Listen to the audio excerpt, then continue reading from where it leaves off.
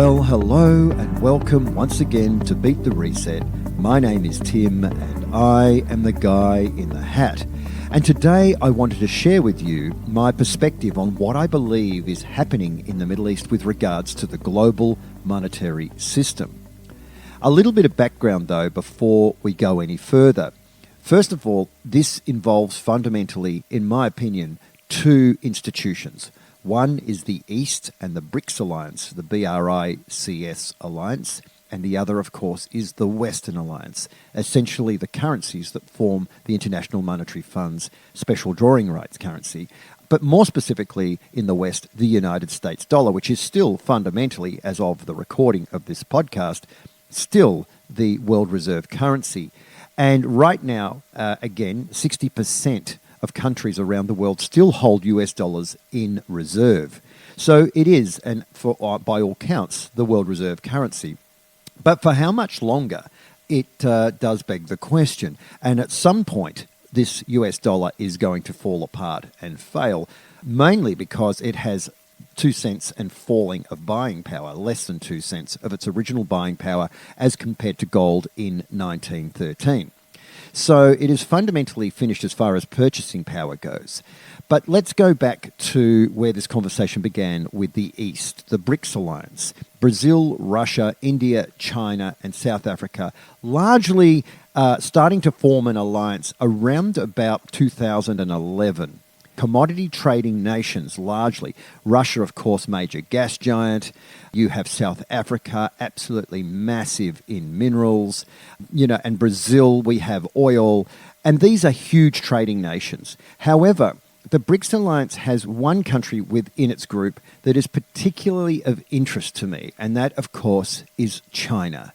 In 1949, Mao Zedong, Chairman Mao, made the famous statement that within 100 years, China would be the superpower of planet Earth, and I think they're right on target to achieve it. And how will they do that exactly? Well, the first step, of course, is to form a separate trading alliance, because the United States, essentially, since it became the world reserve currency in 1944 at Bretton Woods, has largely been the bully of the planet. From 1944 to 1971, effectively, all countries around the world traded unilaterally with the US dollars in reserve. And that's largely because, of course, back in those days, the United States was pegged to gold at $35 an ounce at the wholesale level. And what I mean by that is central banks could trade gold, but the man in the street, of course, couldn't, because it was illegal after 1934 for the common man to trade gold. You could own up to 5 ounces of gold, but effectively it was non-tradable. And that didn't change right up until the 1st of the 1st, 1975, when it was repealed by Gerald Ford, the then President of the United States, the non-elected, I should say, President of the United States, of course, because he took over from President Nixon after Nixon left office. Now, he didn't last very long, but one thing that he did do is he returned the right for the common man to once again trade gold, and of course gold skyrocketed through the 70s. Going back to the BRICS nations, we are seeing, of course, the rise of China. And the reason for that is because the BRICS nations really need to pick a trading currency that is going to be very, very powerful and obviously able to be traded on a global level. And, of course, the yuan, the ruble really does fit that as well, but definitely the yuan. And I'm going to get back to that in a moment. Now, of course, recently, in the August of 2023, the BRICS nations met in South Africa to determine a direction forward. And largely at that meeting, they effectively denounced the US dollar as one of their primary trading currencies. This is catastrophic for the United States, of course, because these trading partners are critical for the United States.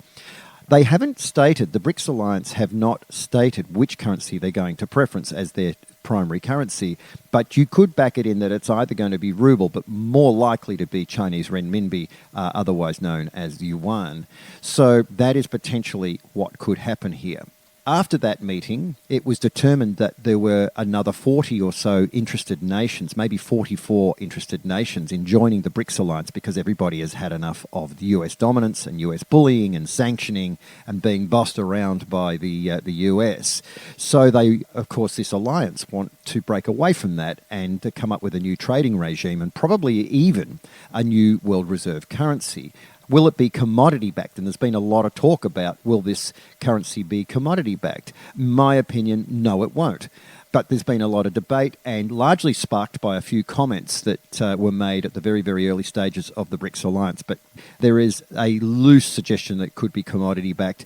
The obvious commodities that would back it would be gold, silver and oil to spread out the wealth across the three commodities to sort of flatten the volatility. But again, the problem with commodity-backed fiat currencies is that they restrict currency expansion. And of course, the debt-based economy, largely perpetrated by central banks, cannot rotate properly, if you like, cannot evolve without the incidence of debt, because that's what central banks do, is they produce debt. And that's all they could ever do. The commodities, of course, are designed to restrict the expansion of the currency supply and, of course, tether it to a commodity so that to give the currency some sort of value. So do I see BRICS being commodity-backed? Not at this stage. The likely commodity for it, though, could be oil, not so much gold and silver. So oil, maybe.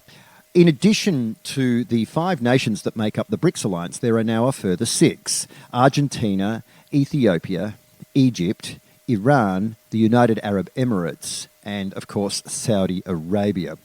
Getting back to this conflict in the Middle East and trying to tie it all together for you, the 3 nations that really are important, especially with regard to this crisis in the Middle East, are Saudi Arabia and China. They're first and foremost because the Saudis, as of the 1st of the 1st, 2024, are going to preference oil in Chinese renminbi instead of US dollars. The other country that's critical to this debate is Iran, and that is because they are a key player in the oil roads through to China. So why, again, does this matter for the Middle East? Well, to answer that, one more part of the puzzle, of course, is the US dollar. Now, the United States was never going to go down without a fight. War, pestilence, famine, the 3 favoured protocols of change. War, pestilence and famine, listed, of course, in any good Bible and scripture. This is the way it's generally done. Have we seen pestilence? It could be argued over the last few years we have. Have we seen famine? That could be on the horizon. And are we seeing war? Well, yes, we are. We're seeing war in the Middle East. Why the Middle East? Well, it could be argued that Israel, of course, the Jewish power center, has heavily vested interests in the United States, of course, monetarily. They, of course, don't want to see the collapse of the US dollar either because they have vested interests. So the US has to do something. So again, what could potentially happen here? So what I really see going on is the skirmish in the Middle East. And I don't want to talk too much about the specifics here because there's a lot of heartache and devastation that go with war. So I just want to leave that part of it out for a second. And I want to focus in on the monetary system. What I see happening is a clear target at China. And you're probably trying to put this together as you're listening to this, thinking, where is the guy in the hat going? And this is how it tends to play. Because, of course, the United States don't want to look like they are directly involved in this. But they very well could be. And if you follow this train of thought, you will find that I may actually be on the money right here. Excuse the pun. So here's how it plays. Israel, of course, are attacked by an enemy, according to them. This is their words, not mine. And now there is a skirmish. However, there are certain handshake agreements in the Middle East, and one of those countries that needs to come to the defense of Palestine will be Iran. Now, isn't that interesting? The United States and Israel would know about these handshake agreements and these alliances, and they would know that Iran would have no choice but to defend and take preemptive action in the Middle East should such a skirmish arise. They would know all this in advance. Now, why does that affect China? Because Iran, of course, recently became a BRICS nation, and China is a rising BRICS nation that has got the support of Saudi Arabia through their oil roads and the preferencing of Chinese yuan as what we call the petro yuan. Now, of course, you can't go in and attack China. The United States can't do that because, of course, they're signatories to a convention with the United Nations that basically give them full veto power. They're one of 5 nations, the United States, China, Russia, France, and, of course, the United Kingdom, all have full veto power on the board of the United Nations. So it's not likely that the United States is just going to barge in and declare war on China. It would be very silly.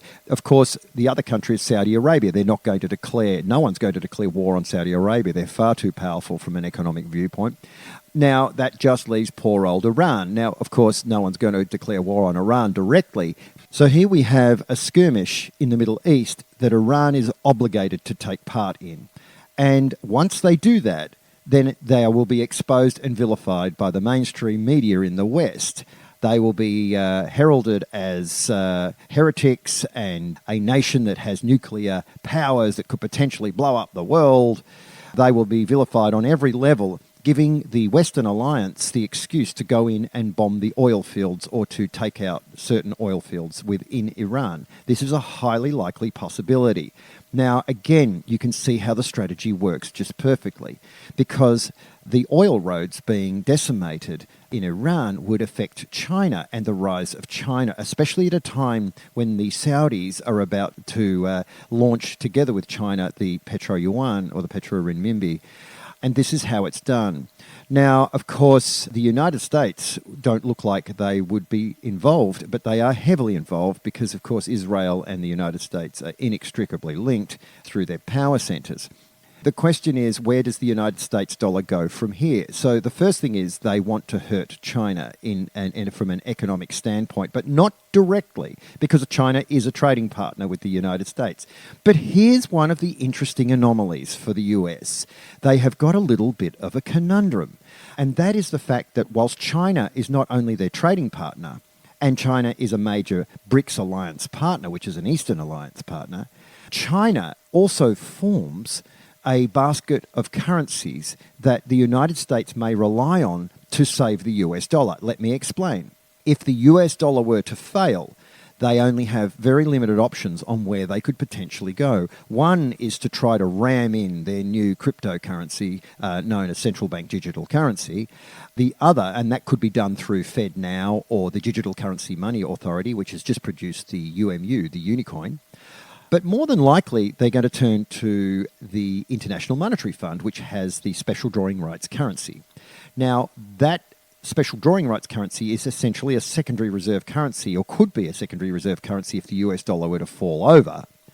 And, of course, it's made up of 5 trading currencies. Well, let's have a look at those trading currencies. The British pound, the euro, the Japanese yen, the US dollar, and, you guessed it, the Chinese renminbi, or the Chinese yuan. So this creates a little bit of a complexity for the United States, because whilst they want to hurt China in a way, not militarily, but monetarily, they also have to be very, very aware that China is also in the basket of currencies that form the SDR. Now, of course, the SDR is evaluated every 5 years, and if the Chinese yuan was to fail, well, they wouldn't make it into the basket of currencies. They would be dropped from the basket and replaced with something else. So there is a little bit of strategy going on here, and that's what I see the Middle Eastern skirmish about from a monetary perspective. There are other interests there, of course, and there are other reasons for the skirmish, and I can't go into all of those, but I can certainly say without too much shadow of a doubt that the oil roads are critical. And if you think about the Middle East, you largely think about the oil roads. That's something that's quite integral to that region. So it makes sense that the skirmish will drag Iran in. That'll give the Western Alliance the excuse to bomb the oil fields. And, of course, that will hurt China indirectly without anybody looking like, especially the United States, looking like they did anything at all, and perhaps get away with that totally scot-free whilst they work out a way to save their flailing US dollar. So that's it for me, the guy in the hat. Just thought I'd share these views. I have done a lot of research in this area. I hope you benefit from these discussions. If you haven't already got a copy of my new book, it's called The Great Asset Shift. It's available from beatthereset.com.au. That's beatthereset.com.au. You can also get a copy of my first book, Things We Were Never Told About Money. That's it from me, the guy in the hat, and as I always say, make good choices.